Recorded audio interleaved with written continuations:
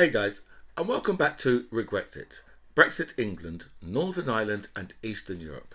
And in Brexit England, we should say Rwanda, Rwanda, Rwanda. The government have got plans to send 130 people to Rwanda. I believe sometime it should be next week or the week after. But 80 of those people have decided we're going to appeal against that and take this shit through the courts. Do you know, it's more than predictable, right? But the Rwanda plan, has never been about actually sending people to Rwanda. It's always been about, keeping their base wound up. Because, now they're going to have a fight in the courts and they're basically going to look and say, oh, look at that. The courts are trying to stop them. Right. And all it does, it just keeps their culture wars going and keeps it going and keeps it going. Right. So they know that they can wind up the British public with this nonsense. Right. So the Rwanda plan, right, by Humpty Dumpty, right, who come up with this plan, Priti Patel, who come up with this plan, right, knowing that this shit was ever right, and because things are going so bad for Boris Johnson as well now, because I've heard, I was listening to the radio last night. I heard one of Boris Johnson's fans phone up, right, or supporters phone up, right, and say and blame Beth Rigby for Boris Johnson's plight. It's her fault because she keeps going on about it. Every time she interviews him, she speaks about it. So, well, that's her job, right? Her job is to do that, right? Boris Johnson's job is to fuck the country up. Right, that's Boris Johnson's job, and he's doing a very good job at that. Right, and I knew how bad Boris Johnson was going to be. Right, from the beginning, from before before he became London mayor. Right, I knew Boris Johnson was a complete incompetent. All you had to do was just look at his personal life, and you'd know that type of person should never ever be anywhere near the seat of power under any circumstances. Right, and especially under the circumstances that we all knew that he thought he was born to do that. That makes it even worse because we've looked and we've seen this, right? Knowing right how well. I'm saying knowing that I knew. Right, but so many people was fooled about Boris Johnson for some reason. I don't know why, but so many people was fooled about him. But he's very calculated, and this is the problem, right? And what he's using to stay in power, he's just using all these culture wars just to stay in power, and it's going very well for him because even with the destruction that this man has caused in this country, there's still people out there that are still supporting him. I mean, he got 211 of his very own MPs, right, to back him. I know that 170 of them actually work for, literally work for, for the government, right, in Whitehall, right. But, right, that does still leave 35, 40 of them, right, that still went ahead and voted. Right, taking out, if you take out, you take it out those 70 odd that work for him. So it's still, I just don't understand how there's so much support for this man, even with all the lies. But I say I don't understand it. I do understand it because the racist gene, right, that these people have got in their head, right, is much stronger than anything. A lot of these people would be like, they would lose one of their own children to get their own racist way. Right? That's how sad these motherfuckers really are. And also, welcome back to By Any Means Necessary. Thank you so much for all your messages you sent me. And a special thanks here to everybody who signed up to my channel. I feel so blessed with so much people that have signed up. So thank you so much for that. I'll go through all the messages. I'll answer as many as I can. But I will like all the messages for definite. And it seems yesterday, I don't know if you saw GMB, but Dominic Raab, he was doing the rounds yesterday. He was out doing all the lies for Boris Johnson, telling us how Boris Johnson got all the big calls right. He made all the big decisions. Boris Johnson got them all right. And we say, well, really? The problem is, right, is all those big decisions they're talking about, right, is the big decisions that any Prime Minister at the time would have had to have made. Whether it's the big decision over the vaccines, which is basically just taking our money and just speculating with it, right? Knowing, because we all knew, right, that the scientist was going to come up with a vaccine. We all knew that. That was a given, because especially the way how they was talking about it, right? And I mean, if I knew from a long time ago, because I read somewhere about about the vaccine, that they already had the basic structure of the vaccine already, so they just had to get the correct parts for the so they could get it for this particular coronavirus itself, but they already had the basic structure of the vaccine, so that's why they knew it was definitely coming. So when you're talking about all the you got Dominic Raab out there talking about how Boris Johnson got all the big decisions right, and you think to yourself, seriously, right? You look at it, like even like Zelensky has come out and said yesterday, "Oh, I'm so pleased that Boris Johnson, that Boris Johnson is staying in power. I'm so pleased." That's what Zelensky said. But you're speaking about someone who's in a fight, right? And the other person, right, that they're fighting against has been handed a knife, and someone just comes out of the crowd and hands you a machete, because you're Zelensky, and hands you a machete. And say, well, aren't you going to be so happy with that person? Right? And say, you know what? The next time I'm in trouble, you make sure you're there. Right? Because the person's just giving you a weapon, right? So when the person thrusts the knife at you, you can chop their hand off. So the hand ends up on the floor with the knife in it. Right? So wouldn't you be much more pleased with that person? So you see, you're talking about all the big decisions, right? For yourself, seriously, if can't we speak about the decisions that he got wrong? Actually, there's far too many to list. That's the thing. There's just so many, right? And there's far too many to list, and that's the problem, right? But Dominic Raab, yesterday, he got a right beating by Susanna Reid. She absolutely poleaxed him. He got a shellacking, right up there in the media, right in front of everybody, right. His parents was probably watching that beating that he got, right, because I'm telling you, she just literally crucified him, right. She was just, because he was trying to go off on his, you got all the big decisions, right, and she just went to listen.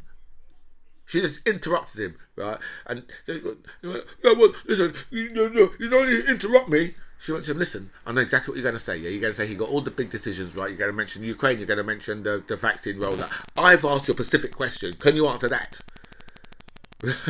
And he's still come back to start talking about the vaccines and the Ukraine and the situation in Ukraine, because that is what they've got, and that is just a load of bollocks. It's just rubbish. It's just ridiculous. Do you know what I mean? And that's what they've got out of Boris Johnson's whole premiership so far. Listen, I know that Boris Johnson has come in, right, and things have things haven't gone well for this would have been terrible for any prime minister what Boris Johnson's had to go through. But unfortunately, right, his dealings with it, right, has all been whack. Right? I mean, just look at the Brexit deal. If you look at the Brexit deal, for example, right, you got people saying, oh, well, he got Brexit done. The big decision, he got Brexit done. He got it over the line. But he said, well, you got it over the line, yeah. But you got it over the line, right, with a lot of deception. I mean, you're told that, you're told like them in Northern Ireland, right? You're told the people who do not understand politics in Northern Ireland. There's only one side who that belongs to, that mantle belongs to, right? The people who do not understand politics was told, right, there will be no border in the Irish Sea. And then the people in the other room, Boris Johnson was telling them something completely different. Right, so as much as these people like to say, oh, the big, Brexit, is far from done, right? And we got the worst conclusion out of it so far, right? It's things are so bad with Brexit, right, that everything is being hidden. Right? Why do you think all of the airports all blocked up? Right? They're only blocked up. Right? Once the kids go back to school, it'll calm down, because there'll be not that much people leaving the country. Right? But then let's wait until the 6 weeks holiday and then see what's going to happen to that shit again. Right? Got Dover's fucked. right? And they're not saying anything. It's not all over the news like it should be, right? Dover's like, remember, Dover should be called the Farage Garage now. Because the shit has got so much, lorries blocking up over there, right? That, I don't even know. To be honest, I don't even know how this country is surviving at the moment. Because I could tell you that the European drivers, right? There's no way they're going to want to come back and sit in that traffic, unless they're being paid to sit in that traffic, unless you're paying them by the hour.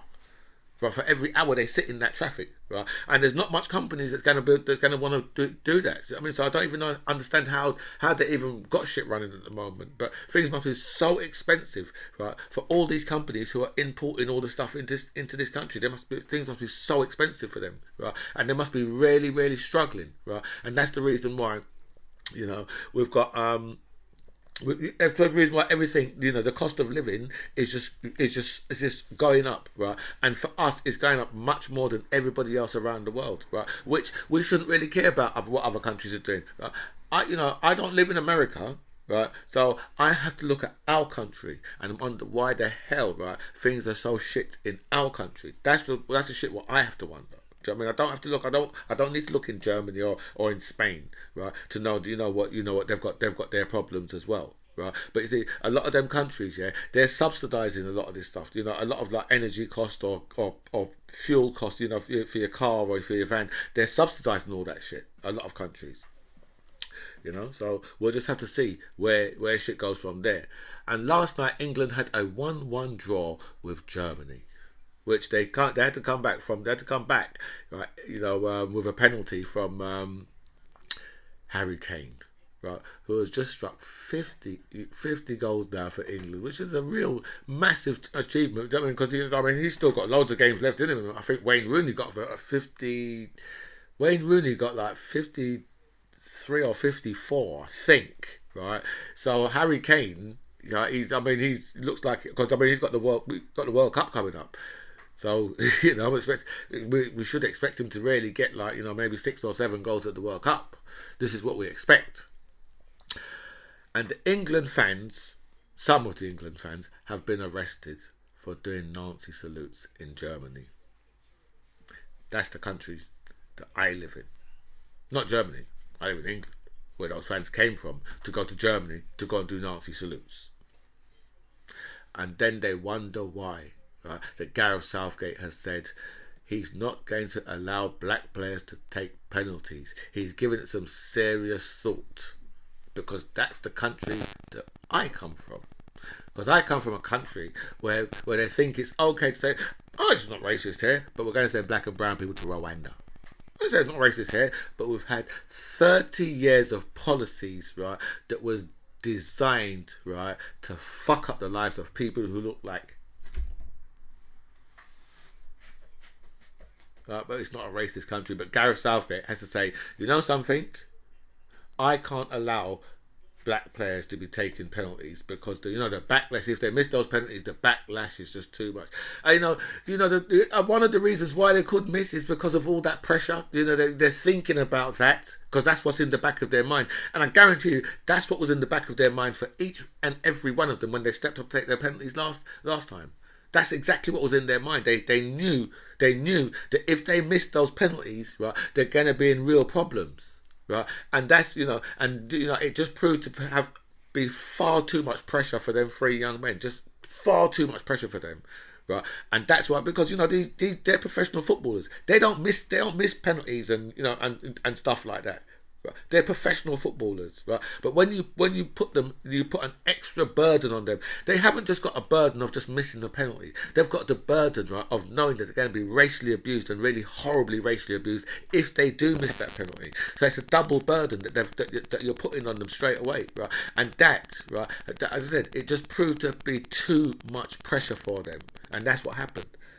So now Gareth Southgate's now, what, that's the best way around it. And you have to say, well, I'm looking at now, yeah, I'm going to be looking at the people who claim, oh well, we're not racist, we just support UKIP. A woman who come on the a woman who come on the radio last night, right? Who's a Tory, one of Boris Johnson's voters, and they said to, and they said, well, she can't vote for Boris Johnson no more. She said, well, where do you think you'll vote for now? I think the guy from, I think it's from Britain First. He just got jailed yesterday, and that's the same group that she mentioned. That she would like to vote for those type of people. And so, well, you see, and this is the reason why that the Tories could never ever get my vote, because the base is a racist base, right? And they're supported by ex-National Front and ex-BNP, right? People like Britain First, right? All of these groups, right? They all vote for the Conservatives, all of them. Right? And that's the reason why I can't understand black and Asian people who vote along with that, right? And I can't understand white people who vote with that. Because you know that you're voting for divide. That's what you're voting for. You are voting for a direct divide. And if that's the type of life that you like to live, I don't understand why people do. But if that's the type of life you like to live, do you know what I mean? Then you seem to be getting your way, because now we have England fans going to Germany and bussing Nazi salutes. And as Gareth Southgate says. Right, try saying that fast. Right, he's not going to have black players take penalties, because if they do, their ass could end up in Rwanda. It's some way round like that. Something is like that. Do you know what I mean? Penalties, Rwanda. It's all the same thing. It's all a damn racist conspiracy. That's what it is. Fuel prices have hit £2 a litre.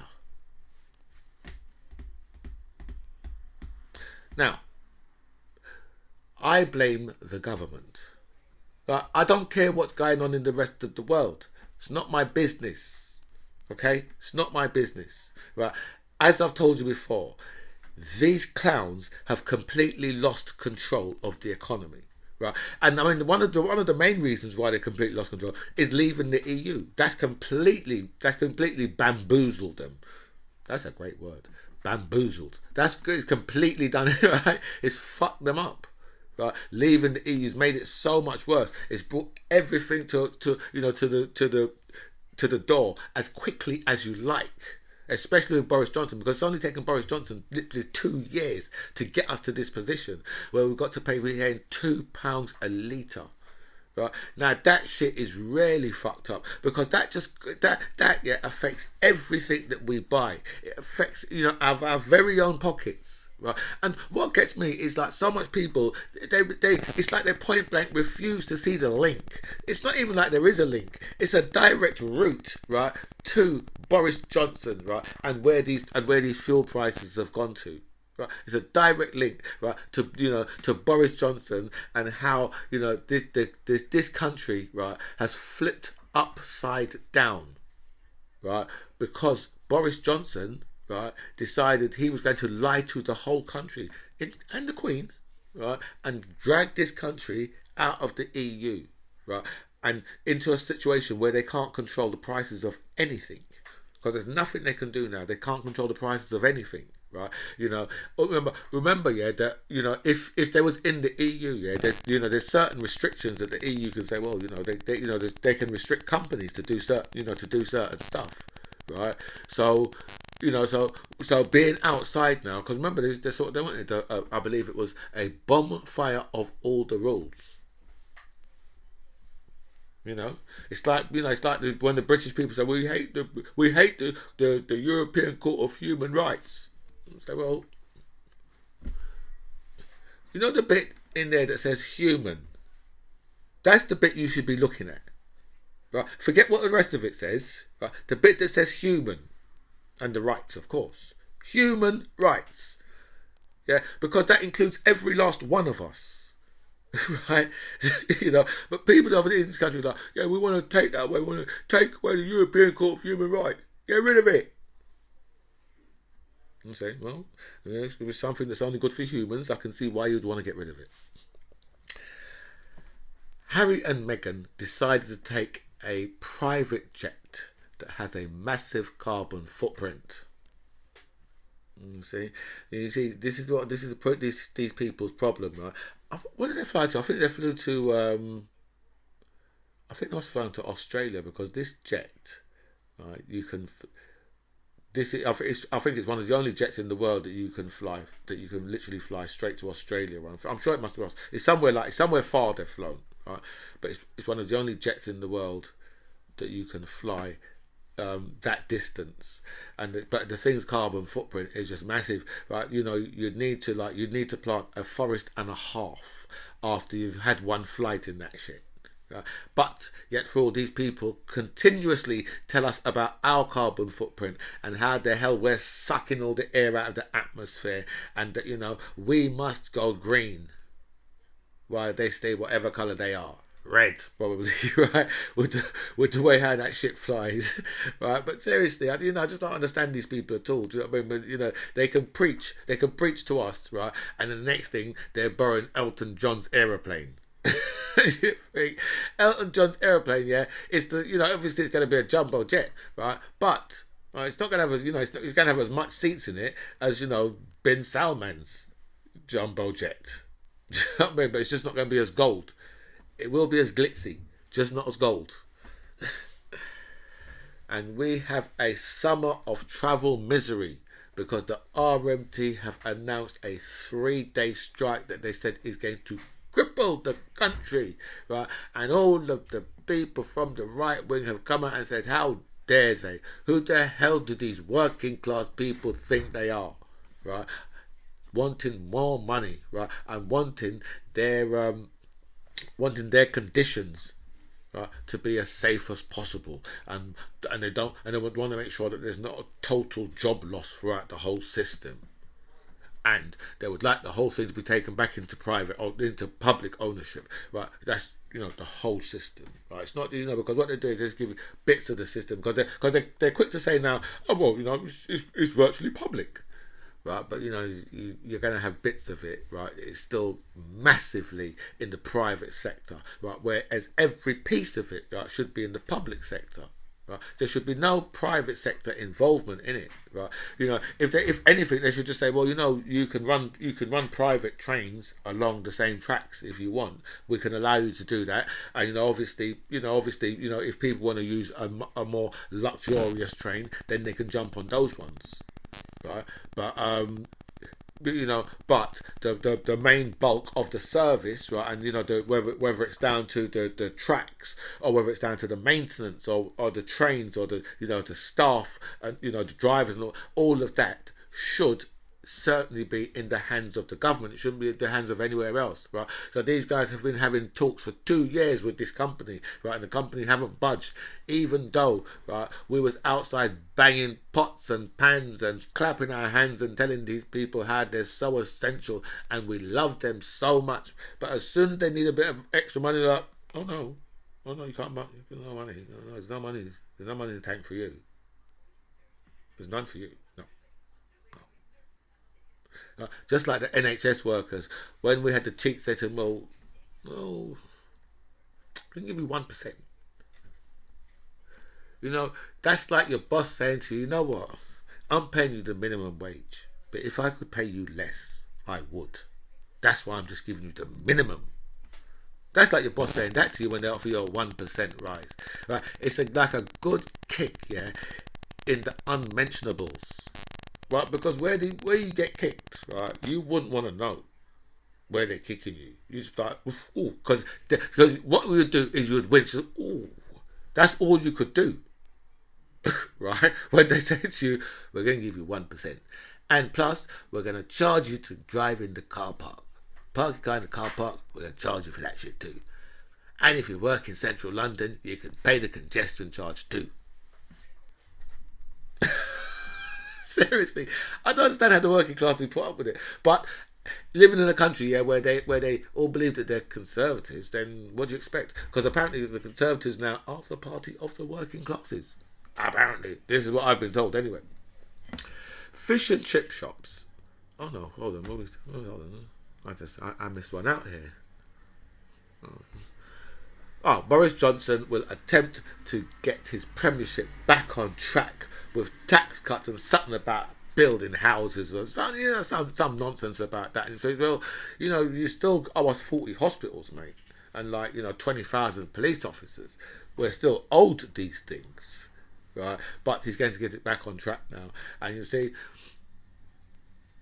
all of the Partygate nonsense and all of this, right? This is the reason why, Boris Johnson's ex-girlfriend was just on GMB a little while ago, and she was saying that, when she heard that Boris Johnson was going to become Prime Minister, she said, well, the first thing I thought was, well, he's completely unsuitable for that job. I'm saying, well, if she knew that and I knew that, how is it that so much other people didn't know that? But then I was listening to the radio yesterday, and the guy on the radio, he used to work for Theresa May. So, and they said that they pulled him into a room when he was in Downing Street. They pulled him into a room and he was speaking to they were speaking about Boris Johnson. Boris Johnson was there. He was speaking. So, well, look, we know that that he's not going to be the best, but we're going to surround him with all good people. So so we drown him out in that way. We just surround him with all good people, and then everything will be alright. But he didn't go and work because they offered him a job to go work for Boris Johnson. He said, no, don't really like the way he operates.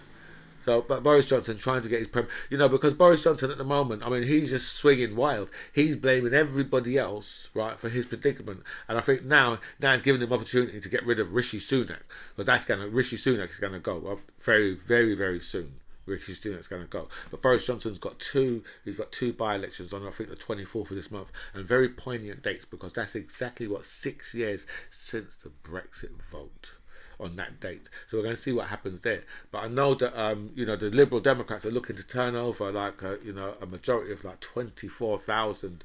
I mean, even if they come close, I mean they've got to say, well, this is not good. And fish and chip shops are begging for help because their costs are just becoming astronomical. Right? So they're flying a delegation out to Norway to go and say to the Norwegians, listen, you know what, we need some help with this fish, man. But everything else, all the other oils and all that is all flying up as well. Do you know what I mean? But one of their main problems is obviously because the Norwegians don't allow us to fish in their waters no more. The Norwegians are just like, well,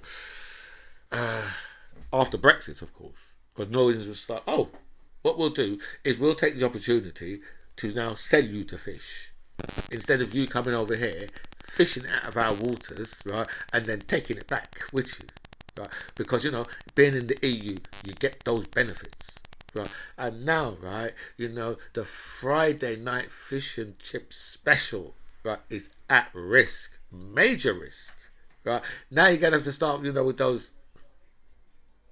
Is it McCain's? Right, that shit you have to buy in the freezer, right? In the supermarkets. Don't taste like no fucking fish, right? That's pollock, not bollocks. Pollock. It's the type of fish, right? That they sell you like it's cod, right? They pretend it's cod. So what they do is just put a couple of pieces of cod in there and just fill the rest of that shit with pollock, right? At least when you go to the fish and chip shop, well. Because a lot of fish and chip shops here, they were selling you pollock, right?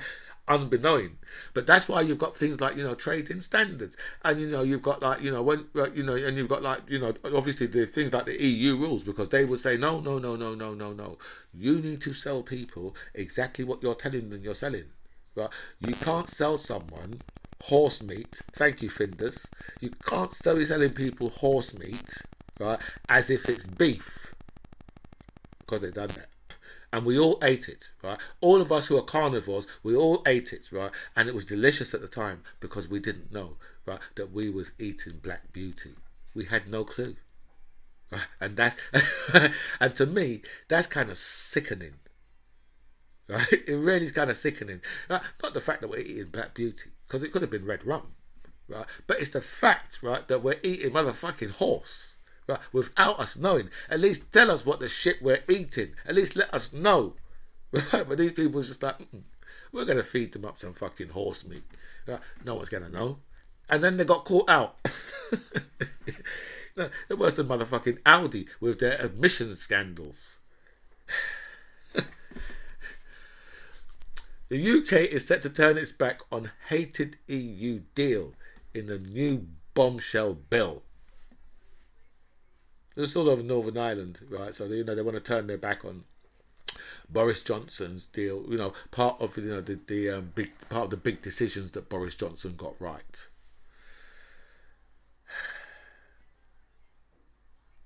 If you've got a decision that's all right, yeah, then why is it, yeah, just after such a short space of time, yeah, that you need to change the deal? Why is it, yeah, that you've got the people who do not understand politics in Ireland jumping up and down, right, about the deal that you signed that you got all the big decisions right on? See, that's what I don't understand. Do you know what I mean? I don't understand how Theresa May tried to get a deal through with a backstop or whatever it was, right? And they didn't want to go for that. And then it's because they said, "Oh, we put a border in the Irish Sea." Boris Johnson came along and said, "There'll be no border in the Irish Sea." He said, "We won't put it there." He said, "We won't put a hard border, and there'll be no border on the Irish Sea. We won't put it there." Knowing, but then so much people they know this, and they just turn their back on it. Do you know what I mean? So as I said, the racism is much stronger than anything else. And Brexit is helping to cause fake ecstasy from coming into this country. See? Even the illicit drug trade, right, is being affected by Brexit. Right? The ravers never ever thought they'd probably actually no, actually, to be honest, right, because of so much restrictions now, it's much more difficult for us to go into the EU as artists anyway. It's a lot more difficult because all the equipment that you're taking over, right, there's just problems with all the equipment that you're taking over and all that. So most of the time, like now, you just have to hire equipment over in the EU. So so it has it's a bit of explosion for their for their rentals, like for the people who rent out should we say disco equipment? No, come on, man, you people should know better than that. Rave equipment, right? So people who rent that type of stuff out now, they're having a bonanza in the EU because it's too difficult to bring it from overhead. Like whereas we just used to you'd go over to do well, not so much me because I just need a microphone. I don't need a big band or nothing like that. But so you got all the bands and all that. They would have they've got lorries of all their kit going. Used to be able to just get on a ferry and just drive over there. Just wherever they're going, they could just tour. They could just go on a tour for as long as they wanted. Right? But now everything's changed. You know what I mean? So now they've got to, when they get over, they just got to hire all that stuff over there, which I suppose is much more environmentally friendly if you look at it in that sense. Anyway, guys, look, I've been on for 32 minutes, and and this is going to be my shortest video of the week. So it just shows you that we're getting through all the news now. Anyway, guys, look, this is By Any Means Necessary. I'm DMC John Ribs. It was really nice to speak to you guys. Comments below.